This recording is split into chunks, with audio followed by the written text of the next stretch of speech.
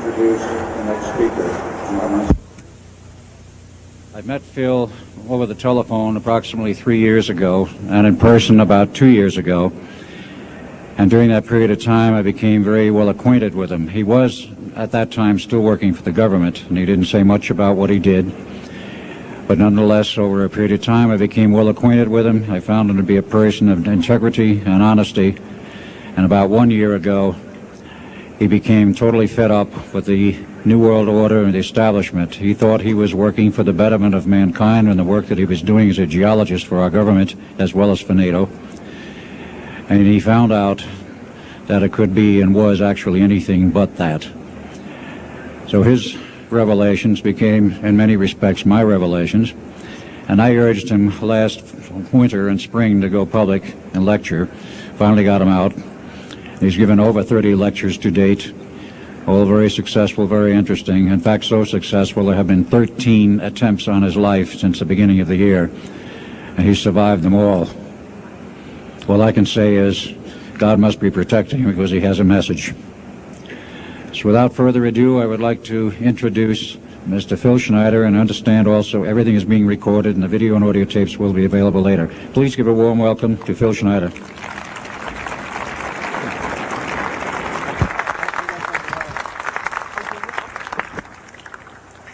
Thanks, Al.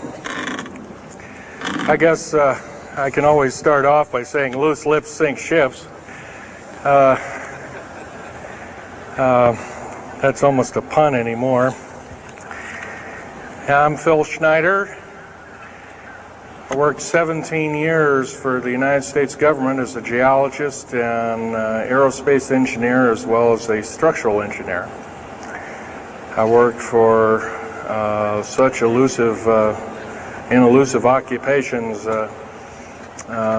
with Morrison Knudsen, Bechtel, Page & Page, Aerospatiale of France, and a host of other, EG&G and a host of other, Los Alamos Laboratory and these kind of things.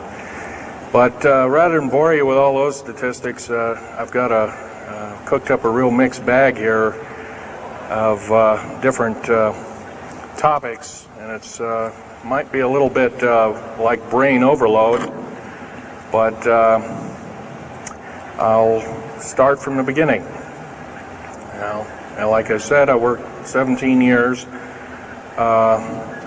co-invented methods of shape charge blasting as well as laser rock deflagration, which means rock is literally melted or powdered by a special laser combination, and the residue of the rock underneath is applied as a coating, as a liquid coating, kind of like instant agate, if you could imagine a hunk of agate, which is a hard silica mineral, rock actually. But up here we have another topic. This is an area to where I worked. I worked 11 years of the 17 years at Groom Lake, S4, S2. It's in the Nellis Air Force Base area. In fact, Groom Lake is, I'll show you in the picture right here. It's right here. Groom Lake is quite the place. A lot of rumors and other kinds of things have come out of there. Of course, people have stood on the outside for years and wondered at what's been flying there. There's all kinds of things been flying. Let me give you a brief overview. Start in ancient history land here.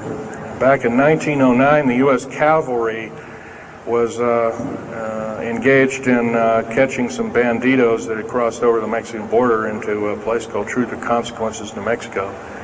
And they went into a cave or a hideout and killed the so-called bandits, but what they found out they couldn't explain, and they were called horseshoe craft at that time, or horseshoe ships. There were UFOs, and they saw these, what they called demons, gray demons, little gray guys all around the place. That was in 1909. Now in 1933, Our government was actively engaged with the Europeans, mostly the French and the English, in special researches dealing with aerial phenomenon. And once again, the term flying saucer or flying disc didn't come about until much later, supposedly right around the mid-1940s. Anyway, the whole thing here is that also in 1946, I might want to add, we were engaged in atomic bomb testing and this kind of a like, and of course the area of Bikini Atoll. Some of the pictures are over here on the white board. Are showing with the actual language of both the U.S. Army and U.S. Navy archives. Anyway, these flying ships were seen as early as 1945, 46. Some of them were called Foo Fighters, and you name it. They were fully known about maybe as early as 1935 or 36 by our U.S. Navy. And there was a shallow underwater base at Bikini Island, and that was probably the one reason why a number of atomic bombs were exploded in that area rather than other areas which they could have been even more remote out in the South Pacific at Operation Crossroads. Well, anyway, this all led up to later on, about 6-8 years later, 1954, during the Eisenhower administration, led to an interesting treaty called the Greada 1954 Treaty. It was the Alien-Human Treaty. And supposedly the aliens had come in and exchanged technology, and they'd want to take an occasional human being and a few head of cows, and accurate books were supposedly to be kept, and all this kind of stuff. And of course, eventually all that broke down, and aliens are notorious for being liars, even greater liars than so-called, in quote, we humans are. So alien treaties are often just not even the pieces of paper they're written on, they're just really kind of worthless. Anyway, my work as a geologist in building underground military bases, some of which are over 2 miles underground. And I think when you listen to Al tonight, if you have a chance to listen to him, he will speak of, Al's actually been on some of the high-speed monorail subway cars, if you might want to call them, that link these bases together. Some of them are capable of riding on a cushion of air about 3/4 of an inch off a rail at a better part of Mach 2. And he's actually been on one of these trains. I've only been in one of the tunnels and helped build some of the tunnels. Incidentally, I helped work on 13 deep underground military bases. Had hands-on experience. Notorious was the one in and around the Dulce, the southeastern and southwestern sides of Dulce, New Mexico, in the Los Alamos laboratory regions, where we built some hermetically sealed rooms that were very deep, going down over a mile. We also built additions onto Groom Lake and S2 and S4 complexes. There are a total of 9 underground. They're called DUMBs. Like, you can learn a lot from this dummy, but DUMB stands for Deep Underground Military Base, and or a deep underground DUM2, for instance, is a submarine base, and I helped build a few of those too, which are off our continental shelves and then certain islands and out in the Atlantic and the Pacific in strategic locations. All this, I can hardly, in an hour's time, I can hardly squeeze all this in, so I'll be kind of rambling here if you just bear with me. The main topic of my discussion here is to link up basically what's going on with these deep underground military bases, what they're being used for, what is the present situation now being employed both by our federal government, which is slowly being phased out by the United Nations government, as well as the New World, end quote, the New World Order, which is an even higher entity, and who these higher entities are taking their orders from, and try and link up basically what's going on. A lot of us have been kept in the dark. We've been given, maybe most recently over here, photographs of an alien at Roswell. I'll just make a very brief statement about that. The photographs cannot stand up to a computer grain analysis test and therefore are retouched or faked. They're not real. The real one, the real photograph of the charred or dead alien that was, or one of the several that were autopsied, is over here, was given to me by a friend by the name of Skip Fromback of Seattle.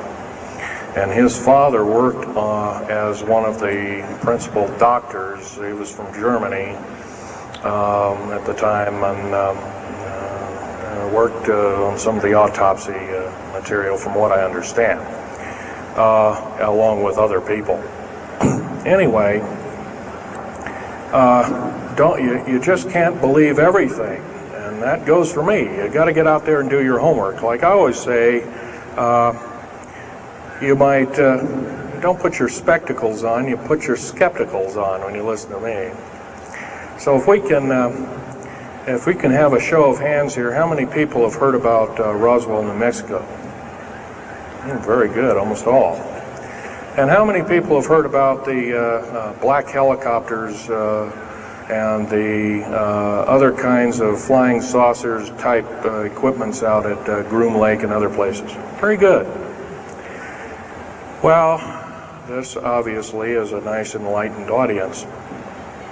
Most of you have probably seen what a black helicopter is, or maybe even gotten rare glimpses of an F-117A black jet, or stealth as they're often called,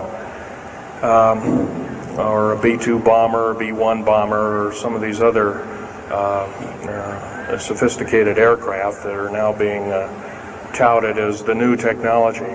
Once again, where did we get this new technology? Well, obviously we've had a little hand in that.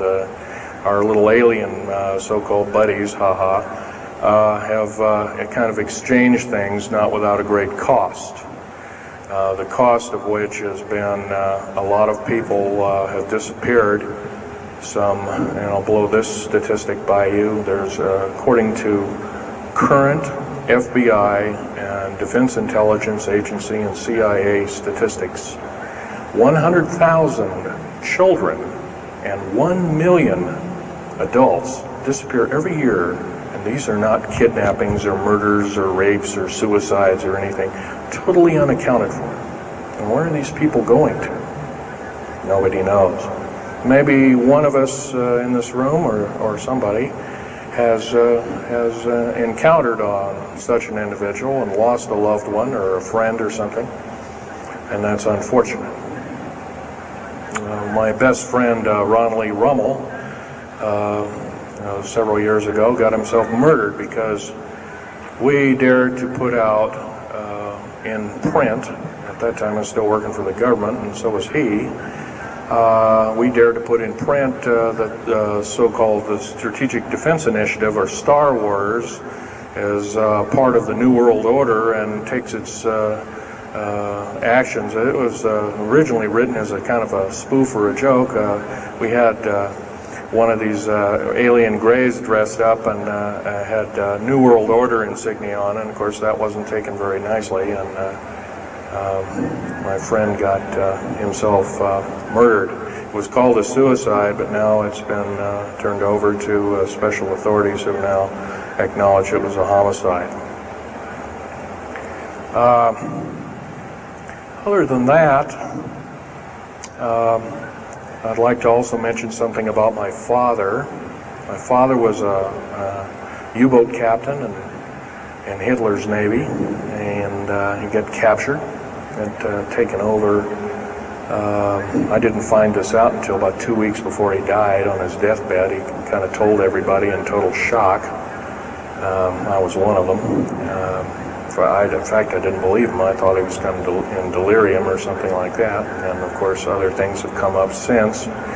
And so, anyway, he was captured by the French, turned over to the Third Army, the U.S. Third Army, and then U.S. Third Army turned him over to the Navy. And he was a master machinist. Now, that's not a journeyman. A master means that they can take a block of metal and make a gun or a watch or some other fine instrument. And he was a master machinist. He later became an MD doctor and part of the aerospace medicine group of the United States Navy. Was instrumental in helping build the USS Nautilus and its first nuclear-powered predecessor, the Enterprise, the first nuclear-powered aircraft carrier, and other ships like it. He pioneered all the ways in building very small and miniature nuclear engines, and he even helped later on in his life, he helped develop the infamous grid bed nuclear motor, which is now employed in some things that look like flying saucers that people claim are flying saucers. Yes, we, in quote, the United States Air Force and other armed forces, are training other European forces to fly unidentified, or now identified, or, in quote, flying saucers. We've actually built several prototypes that are flying under names of black craft. My position as a geologist and engineer got me to see a lot of things in the world. I've been in over 70 countries. Also worked for NATO. I carried a level 3 security clearance with a rhyolite factor. Rhyolite is a hardened factor, only given out to a handful of civilians and maybe a couple of hundred military men worldwide. I thought I was doing the nation, United States, as well as the world a favor by, I thought I was kind of keeping my end up. Well, it didn't work out that way. I was to later find out that these underground bases are now being employed as strategic bases for, in case there is martial law in this country. Right now, our military professors that used to be in war colleges and the like are training people like ex-Russian KGB and Spetsnaz people right here on American soil. I've seen it with my own 2 eyes, along with other people, other geologists. By the way, I'm still a geologist, still do geological survey work. However, I don't work for the government anymore. I took my security clearance and all my government stuff and cut it up and sent it back to the, pardon my French, SOBs. When I found out that a number of these 131 deep underground military bases are being used to subvert the Constitution of these United States and its people, I says, that is enough. I can't possibly be connected. Oh, well, Mr. Schneider, you can't quit, they said. Well, I says, yes, I can. I'm an individual, I'm going to quit, and I'm walking off the job. And he says, so I got arrested and casually told, well, you got to finish a job. And so I caved into that part, and I finished 3 weeks, and then at that time my father was dying, and I was allowed home, and I never went back for my paychecks. Don't intend to either. These people are beginning to show signs of being our utmost enemy. I'm talking about military people now engaged in training foreign troops on American soil, clearly against the Bill of Rights and the U.S. Constitution. It's why we formed a government, why our forefathers formed a government, a republic of these United States in the first place, way back 200 plus years ago. Because the drawing and quartering of soldiers, taxation without representation, law by edict, otherwise known as today's version, executive order, among other things. The very reasons that we became, in quote, free, a free republic, a free society, possibly one of the greatest nations to ever be a nation on this earth, were instilled in our founding fathers that are now so far away from the people now running our federal government structure. So I'm here today to touch upon a number of subjects. One being that these underground bases, roughly over 3 of them per state. There's now, instead of 12 prison camps, there's 39. That's almost 1 per state. They're building 2 prison camps every 7 months. They're building 2 underground military bases every year. Each one of these military bases, by the way, these underground military bases, they cost somewhere between 17 and 26 billion dollars. They employ 1,800 to 10,000 workers each, in varying grades of skill. They gobble up totally through the black budget, over 1/4 of the black budget, or roughly $310 billion. Of course, you may say, where are these figures coming from? Well, the black budget, as we know it, in quote, black projects, which anything called black is significant of hidden from Congress, hidden from the American people, and very few people are even in the know about it at all. But black budget per year garners over $500 billion a year. And it's these kind of huge quantities and sums of monies are garnered through CIA drug activity, National Security Agency clandestine operations, mostly in Panama and South America. Now also engaged in Russia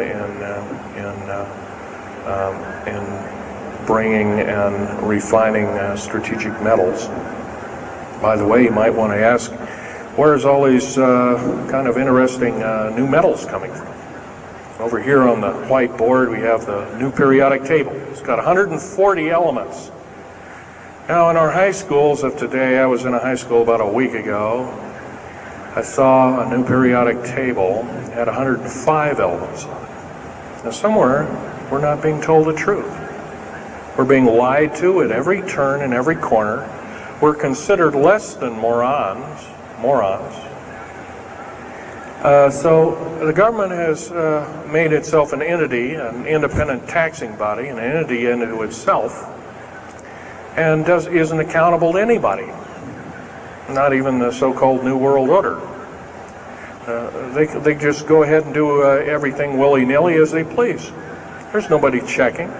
You don't have to worry about this. Occasionally there's a senator who pokes a nose in here and there, and that senator finds out either nicely or not so nicely that you don't do things like that. Now, if we're to gain a grip on our country, if we're to take our country back, we must first ask our public officials if they cannot tell us the truth, and we will impeach them, or they will be impeached, or they'll be tried as traitors. This is pretty stiff language. Already it's slowly beginning to trickle out and to occur to a number of people that this may be the only way out. Also, our founding fathers, George Washington, Patrick Henry, and a few of the other ones, came up and said that you don't want to let the beast out of the box. And they were talking about a runaway government. You don't want to allow your government to become like England and at that time. And so they warned us about this very same kind of thing. First of all, the United States is not a democracy. It's not a republic anymore. It should be a republic. That's to the republic for which it stands, one nation under God. Why we can't even pray in the public schools anymore. We have to have a Supreme Court judge or group of them, plus Janet Reno and company, among other things, telling us what to do. Interpret for us as if we cannot read with our own two eyes and understand with our mind. This, of course, is bad policy all the way around. And I guess I don't need to blow that by your ears. Okay, on another subject, I have a number of items up here at the table.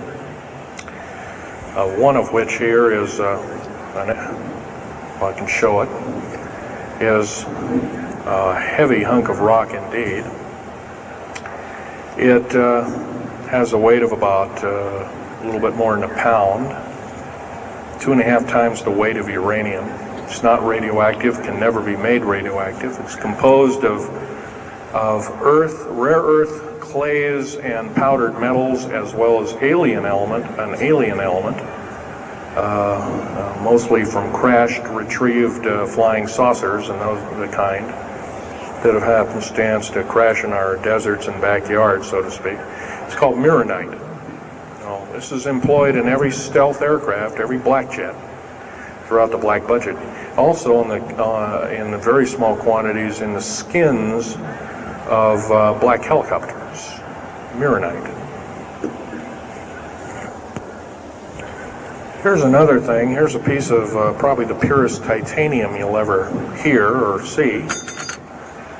It's so pure, it's also composed with other alien elements to make it extremely tough. It's capable of withstanding temperatures in excess of 7,000 degrees Fahrenheit. Our new Phoenix-class submarines, of which we're building 2 a month right now. Phoenix-class submarines is a black budget program. Each one of those submarines costing $208 million just for the titanium hull, which is made of this material. Approximately 10,000 pounds of it. Now, we've got, supposedly, as of the data right now, we've got 106 of these submarines. They're plying the waters and the waves. They can dive to a depth of over 7,000 feet and hold that for 3 months. It's a fantastic submarine indeed. It has 11 grid-bed nuclear motors on it, engines, that run everything, purify the air. And, by the way, these aren't your usual nuclear motor installation. They're very small. They're probably no bigger than this podium, weighing less than 3,000 pounds, putting out as much as the equivalent of 3 aircraft carriers of the Enterprise class. But these Phoenix-class submarines are getting this metal. Now, where are we getting the metal? It's being stockpiled in a number of strategic locations. Supposedly, I've heard stories, well, it's being mined on the moon, and I have no way of proving that, one way or another. I think we're probably getting it from Russia, or refining it in outer space. What are we shuttling? Basically, a shuttle, a secret shuttle flight. 1 a week now is going up and back. What are they shuttling? Well, obviously, they've got kind of their own little laboratories up there, space station, and all this kind of stuff. Remember, what you're being told is only just a smattering of the truth. It's not the real truth. Maybe it's 5% of the truth. Maybe it's not even that. You can rest assured you're not getting much. Another strategic metal is this particular bar with some strange crystals on it, the scalenohedral crystals of niobium, titanium, rhenium, copper oxide. This complex group of elements, not found on the Earth in specific quantities. This was developed at Los Alamos through EG&G and other outfits, are employed in all black jet aircraft, all of them, including the in-quote sport model, the little flying saucer we occasionally see over at Groom Lake. And by the way now, if we happen to be with a video camera, you know, taking pictures of the so-called area around Groom Lake, it's now, you can get your equipment confiscated, your car, your house. You're considered the same thing as a drug dealer, and you'll go to jail for up to 5 years and $1 million fine. I personally don't think this is what I'm hearing.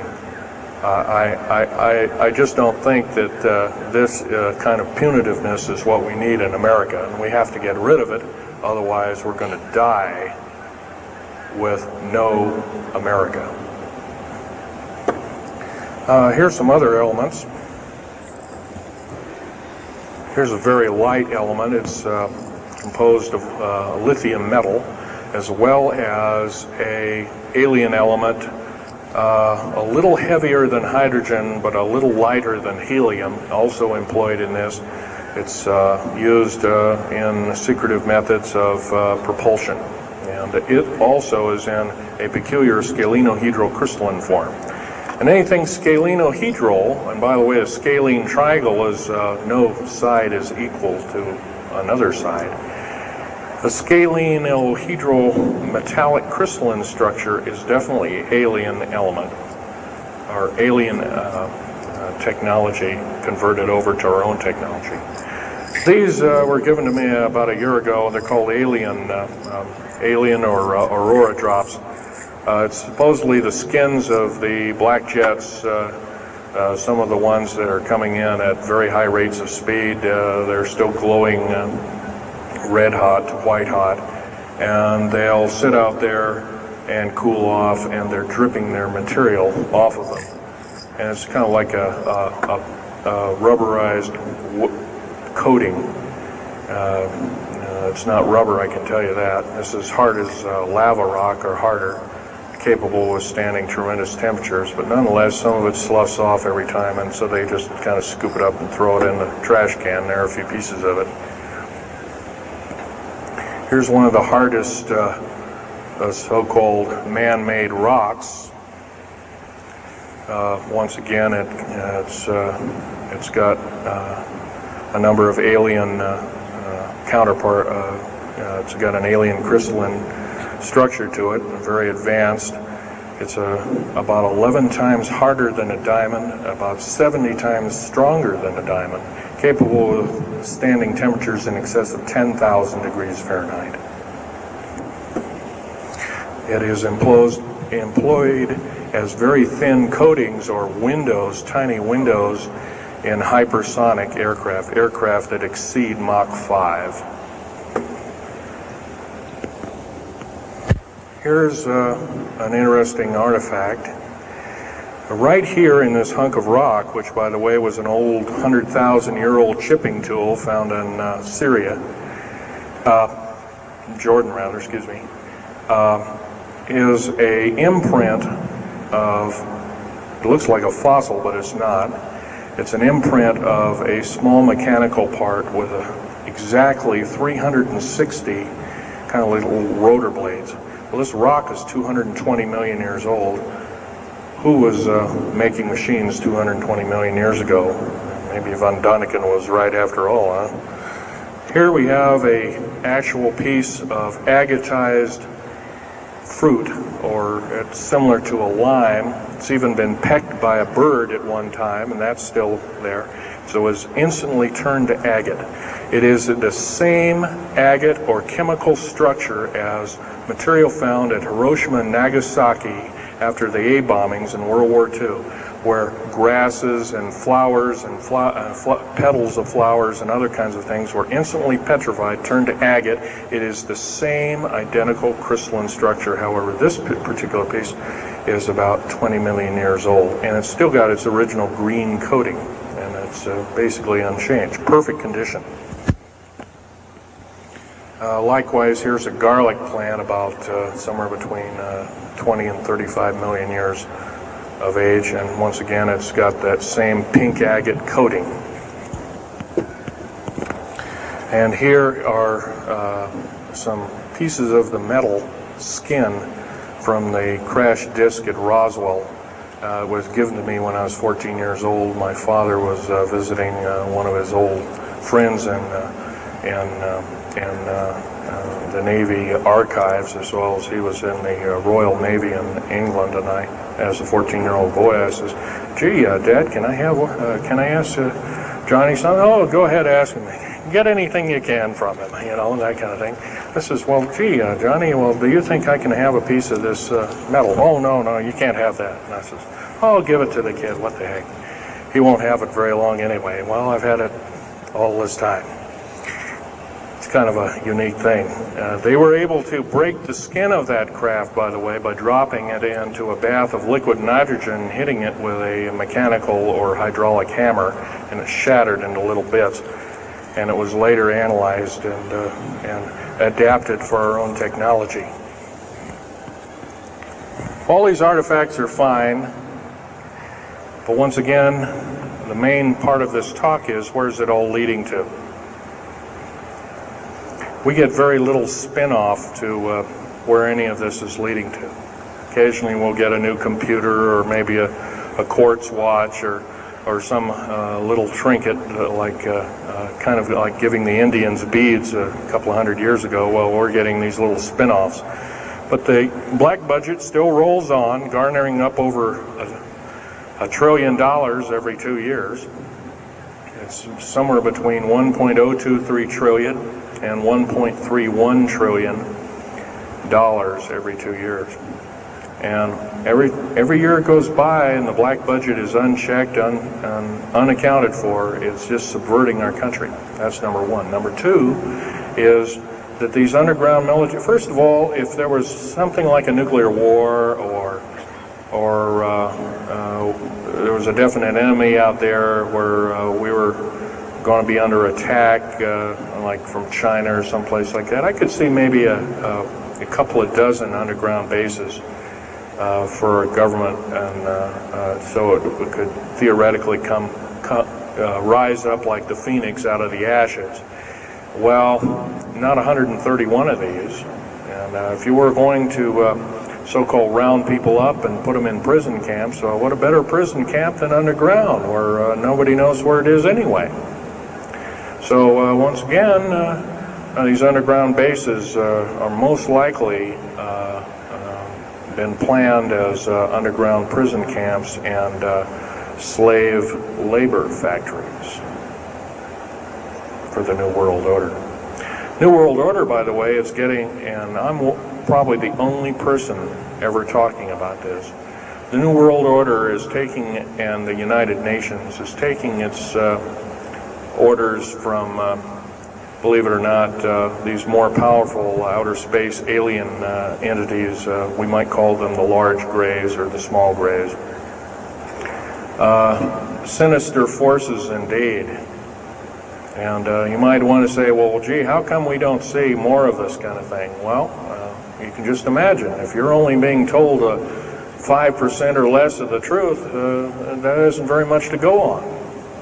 That's one thing. Another thing is you don't find very many people coming up here and letting you have hands-on experience.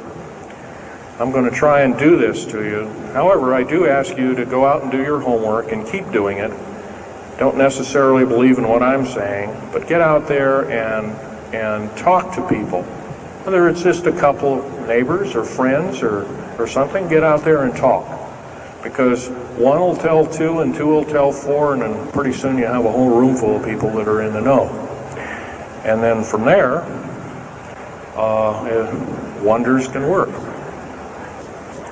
Other than that, as far as changing the black budget, these clandestine programs, public opinion is only going to be that, going to do that, and it's going to take millions of us.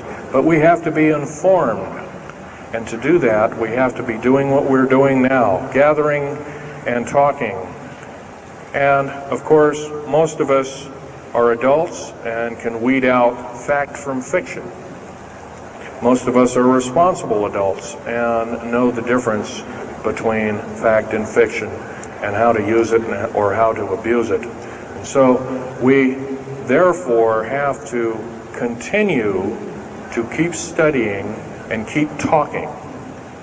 If there's just me out there, and believe it or not, there aren't very many people like myself out there talking. I've given over 30 talks in the United States, Canada, Japan,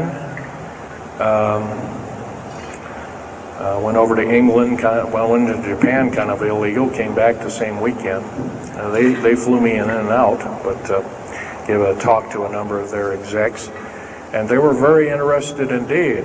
Now, if this was all a bunch of poppycock and hooey and poo-poo, I wouldn't be listened to, be given an audience by these people, but evidently I have. But 13 attempts on my life since the first of this year. There's a number of you ladies present, so I won't gore you out, but Al has seen some of the wounds, and there's a few other people that have been to a few of my other lectures, and they can attest that I have been shot. I've been run off the road, I've been pushed off the road, I've been mostly shot at, and that kind of thing like that. But been in hand-to-hand combat with some of these people, and once again, I'm not in the best of shape anymore, but I still know how to handle myself. And I'm just about ready to wrap things up here, but just basically wanted to give you an overview of what's happening. And if we have any questions, we can start asking a few questions. Okay, here's a gentleman way over here. Would you please speak up loud?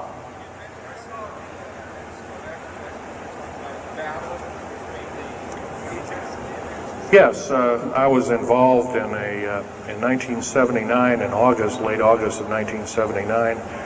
I was involved working through Los Alamos Laboratories at Dulce, New Mexico, and what's now known as the Alien-Human War. 66 Secret Service agents, government workers, geologists, and the like. I almost bit the dust. I could have been number 67.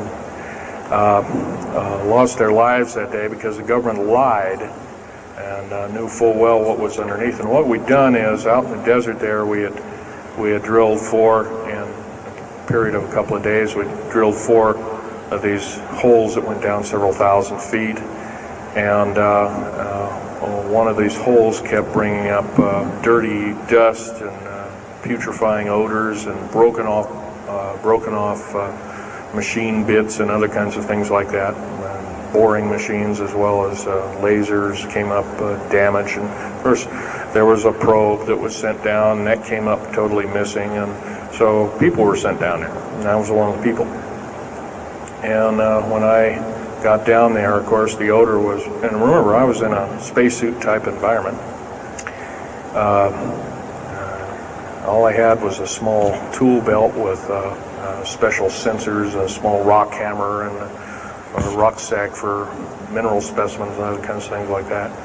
And I had my little pistol. And being an engineer, didn't have time to carry a big hunk of pistol like most of these Green Berets carry, stuff like that, black berets. I carried a little Walther PPK with a 9-shot clip.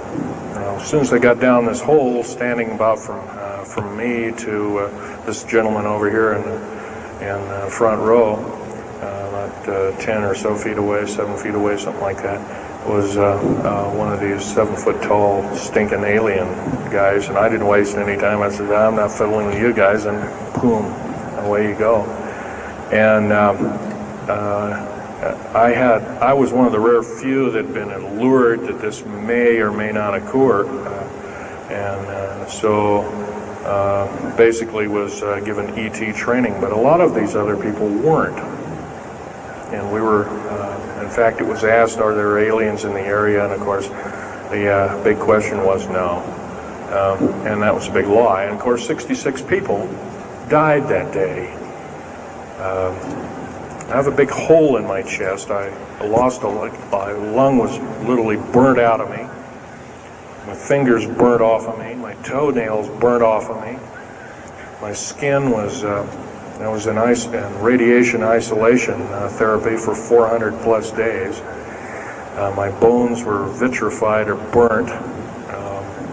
I was cooked. I managed to survive. They're telling you something about it today. But other than that, I'm the only talking survivor. There are only 2 other survivors, and they're in nursing homes up in Canada. And Canada refuses to allow the United States officials to talk to them. And they're in very bad shape indeed. One of them can't talk, and the other one doesn't want to. So they're regarded as Canadian heroes, and so they're being kept by Canada. Okay, this fellow over here. Speak up loud.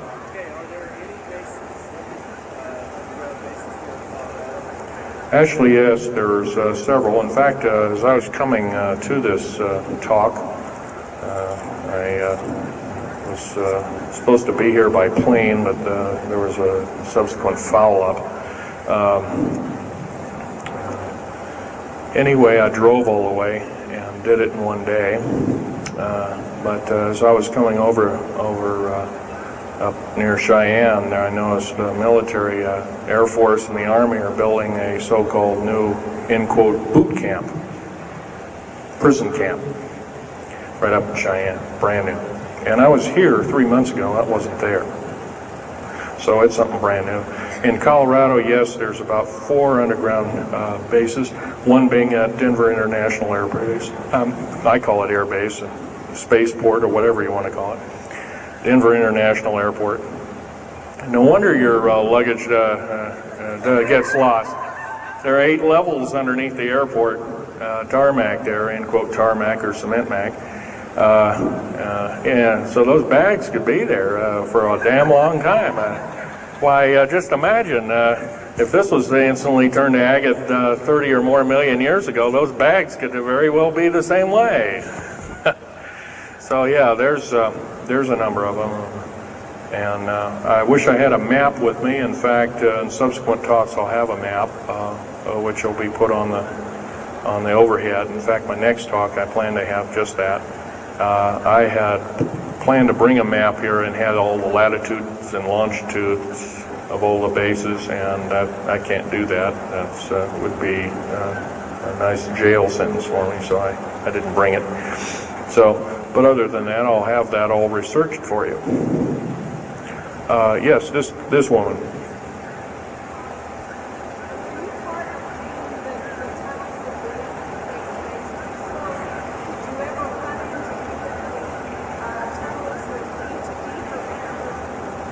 Yes, as far as there being an inner Earth, a hollow Earth or anything like this, no, I've never run into anything like that. However, Al Bielek has been on these tunnel trains at the better part of Mach 2, going from coast to coast in an hour and a half, faster than any jet plane that we got, including the SST, or thereabouts, the same rapid speed. But I helped build a lot of these tunnels, and all of the underground mountain or military bases are connected, all of them, all 131 of them. They're connected both by road, not a big freeway under there, but it's at least a 2 to a 4 lane road, rather narrow lanes, but they're there, and they're also high-speed magneto-leviton train tunnels. Yes, this lady over here. Stand up and speak up, please.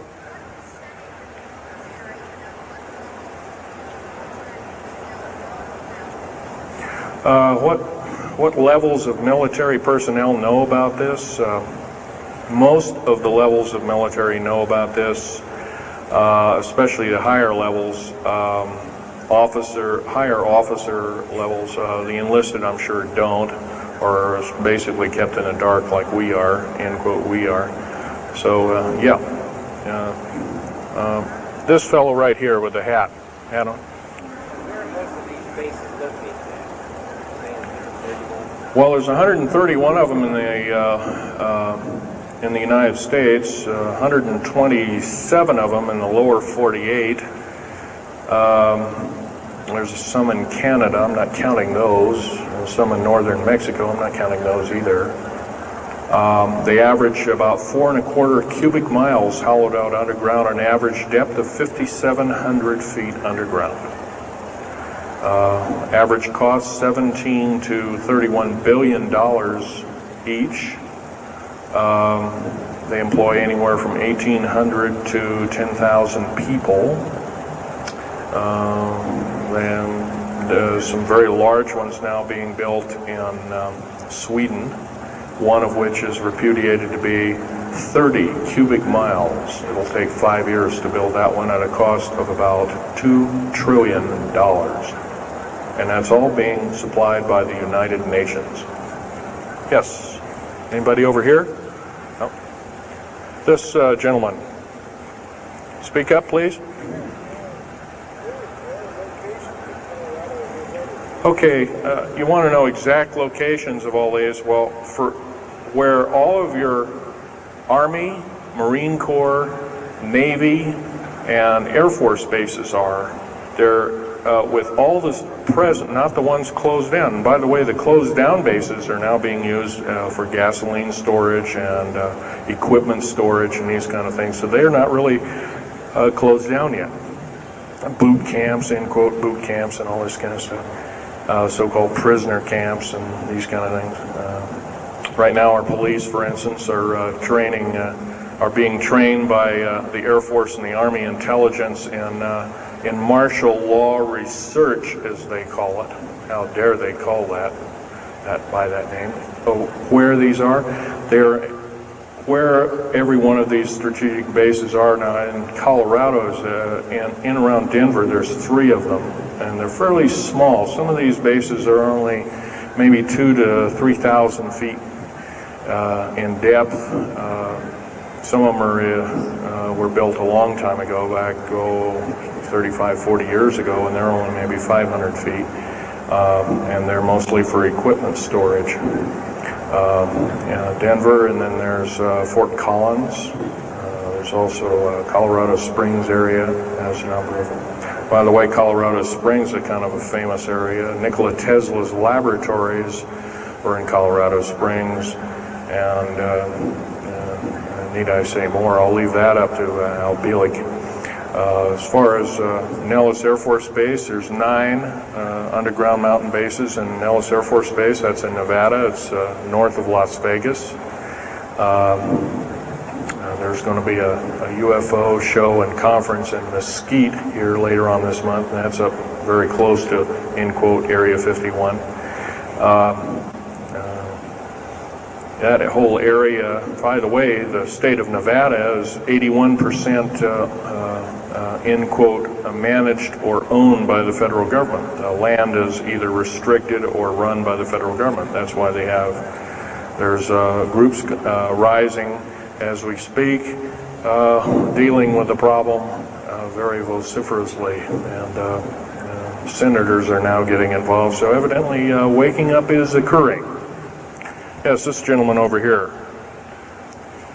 Speak up, please.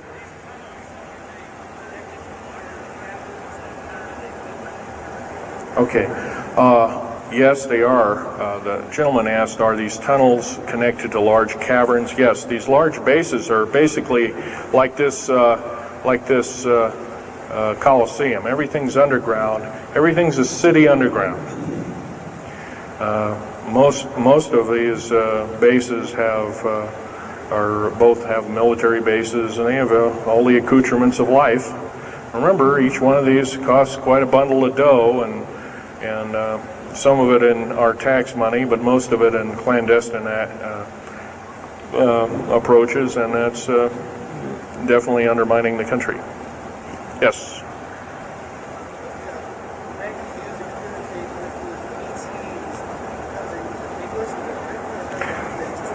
Well, some of them have a difficulty in understanding our language. It's too slow to them.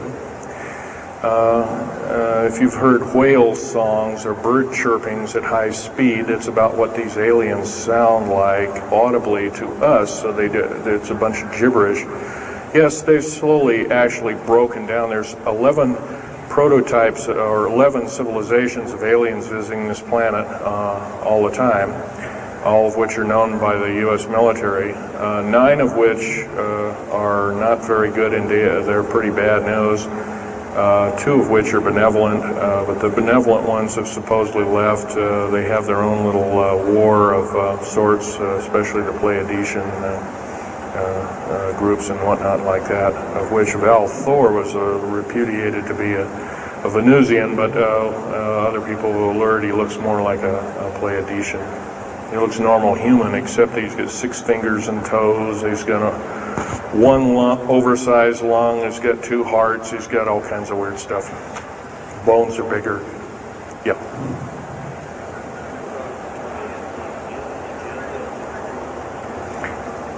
The man asked, do I tie in the alien agenda to the New World Order? Yes, sir, 100%.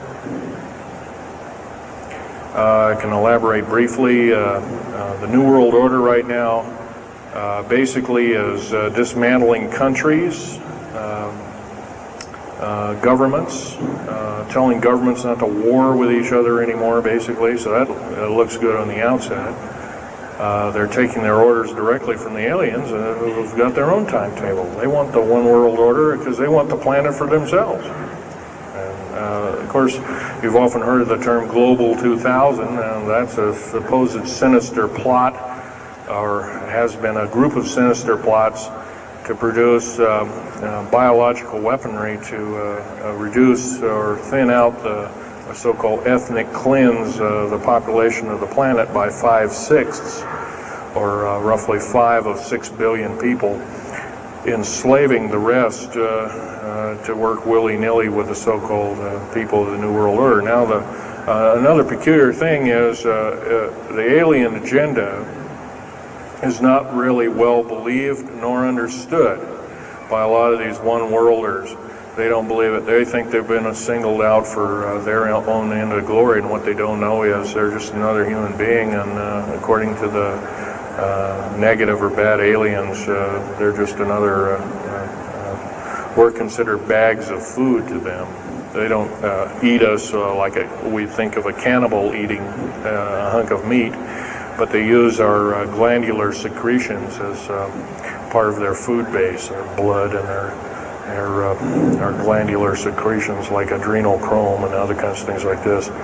And in fact, the Atlanta Center for Disease Control has figured out ways that we can combat this and all this kind of thing like that.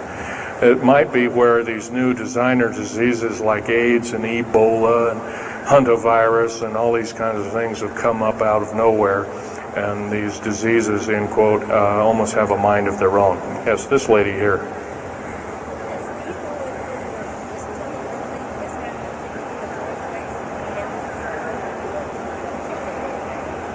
Okay, lady asked, is the tunnel building having an effect with earthquakes? Yes, it could very easily be, although got to remember a lot of these underground bases are constantly being repaired, and so a lot of people have to be hired.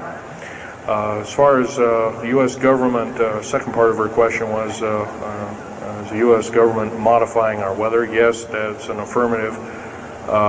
And we have, the U.S. government's been working with the Russians for at least since 1972 and maybe as early as 1966 on weather modification, and it's a well-known fact, and it's well employed. And by the way, they can literally weather modify a hurricane or a tornado out of existence. And the reason they don't do it is pretty obvious. Yeah, right. Or they could actually send a plane inside of a hurricane, for instance, that would blow off an atmospheric bomb or a shockwave bomb in the eye of the thing, and it would completely dissipate. Well, they don't do this, of course, and there's probably other reasons for that, see which way it goes or what kind of havoc and how we can study the havoc, and we go from there. This fellow way in the back in the black. How do we learn more about our general topic? Well, there's this particular fellow, his name is Richard Sauter, PhD, wrote a book recently, Underground Bases and Tunnels, What is the Government Trying to Hide? That is one book. Then we have here's a popular science article, Secret Air Base. The government doesn't want you to know that Groom Lake, supposedly Groom Lake doesn't exist. Well, I guess if it doesn't exist, then me talking about it, I guess I can't be arrested or anything. I'm just full of poppycock here. Well, the editor, one of the editors of Popular Science that put this article out is now in federal prison. Then there's a book that called Stealth Fighter Pilot.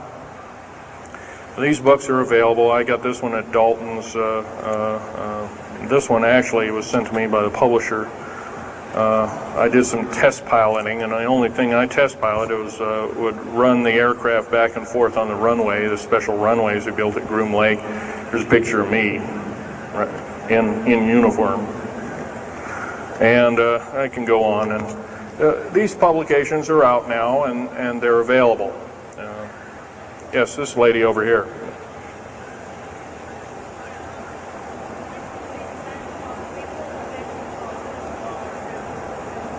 I can't hear you. What?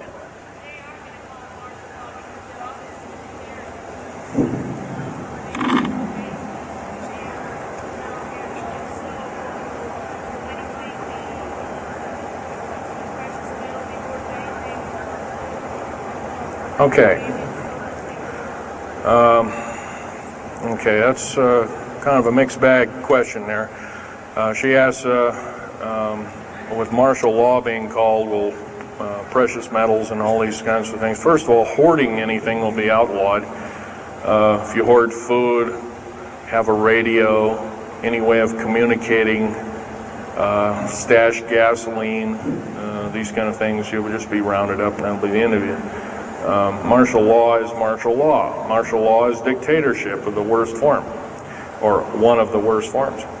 And her other part of the question, if I got it right, was when's the alien takeover? Well, the alien takeover right now is, and probably will be for probably the next 20, maybe 30, 40 years, will be basically in the background. The idea is to get the one world beast-like government order in place and to thin out the population of the planet.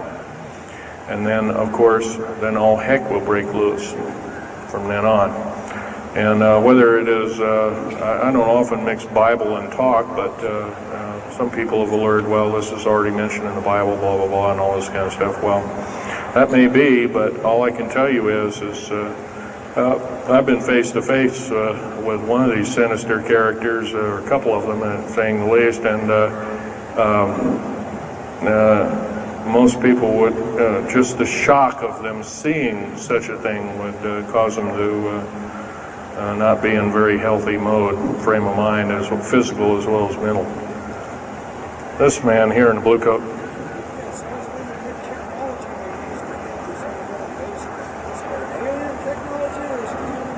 Well, it's a combination. What technology is used to build these underground bases? Well, we have lasers that can drill out, or basically deflagrate or melt out a tunnel 7 miles a day.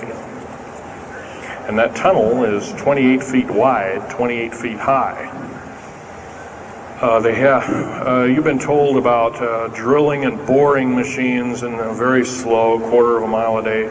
Most of that went out in World War II. Most of that's all World War I or World War II era materials. And once again, you've been badly lied to. I can hardly believe, first of all, I've worked on public engineering projects, and we do better in grinding up road beds and laying them down at the rate of 4 miles a day, and supposedly that doesn't exist. Well, I worked on one in the state of Oregon just a few months ago, and we built a tunnel for sewage tunnel and whatnot like that. It wasn't very big. It was about 6 feet across, and I drilled right through solid rock, right to base of under one of the hills in Portland for their new light rail. Did that in 2 days. but it was a small, complex tunnel. It was big enough for a man to crawl through and inspect. And I was one of the people that inspected, so yeah. What technology? A lot of this is alien technology, readapted for our own use, but a lot of it's our own ingenuity too. So you can bet, how can you tell alien technology? Well, anything that's just absolutely outlandish, like taking a oxyacetylene welding torch and trying to cut into this metal and getting nowhere, obviously would be metals research, aircraft research and the like, and different tools and products, which things that are many times the hardness of diamond or known hardened substances like borazon. Obviously, that's nothing that we came up with on our own. What we could have over a several hundred-year period. But you've got to remember, too, that the military technology is outstripping the public sector technology at the rate of 44 to 45 years of technology for every calendar year, every 12-month calendar year here. So every year going by this time in 1996, the military technology will be roughly 45 years more advanced than where we are today. So it's quite possible that way back in 1943, the U.S. Navy not only caused the ship to disappear, it literally disappeared and reappeared. Basically, military technology right now is about 1,200 years more advanced than public state technology. And computer technology right now, it's off the scale, I can't tell you. It's just right now, and employing just in black jet and stealth aircraft, the new computers are so completely advanced that we couldn't get them in the public sector for maybe another 40 or 50 years. Yes, this lady here.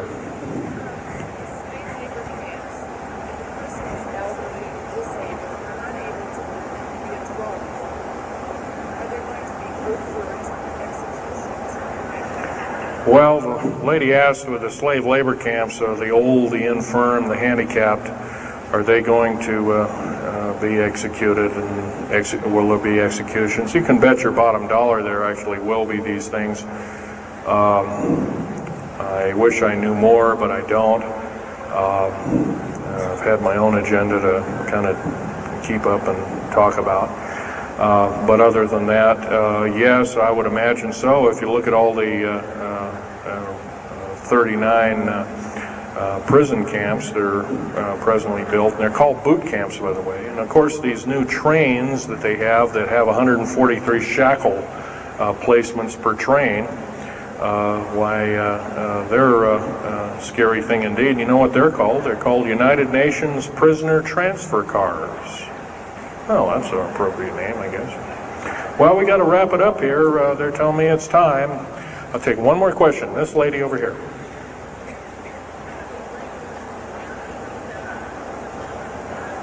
Don't brainwash. They don't brainwash you. How do they brainwash 18,000 people that are working? Well, you sign this little piece of paper saying you work, you go to prison for the rest of your days. Or you're not going to be taking home a paycheck of about anywhere from $4,000 to $40,000 per month, depending upon your position. $40,000 a month is a lot of petunias. Okay, well, I got to wrap it up here, folks. So I'll be over in Al Bielig's booth. I think it's over in booth number 125. I could take other questions there and let you take a look at artifacts. And once again on these artifacts, in a very few minutes, don't handle them, just look at them. Thank you very much.